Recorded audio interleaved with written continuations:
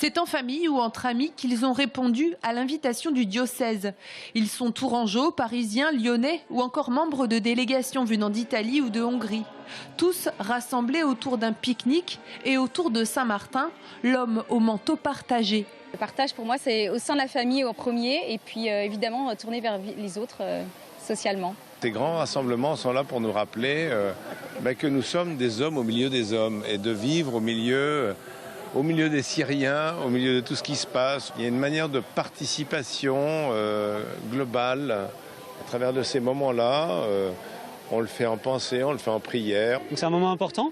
On en a beaucoup parlé en paroisse, mais là, ça donne de manière très concrète la conscience du diocèse. C'est-à-dire avoir une conscience de paroisse.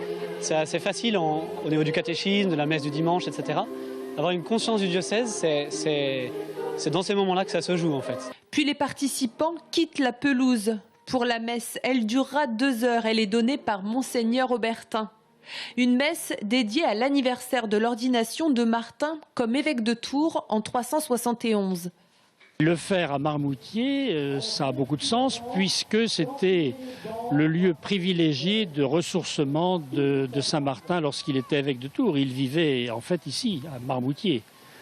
Donc ça prenait tout son sens de faire un rassemblement dans un lieu comme celui-là, qui n'est pas n'importe quel lieu, mais un lieu habité, mais j'allais dire physiquement habité par Martin. Le diocèse prépare déjà un autre grand moment autour du saint.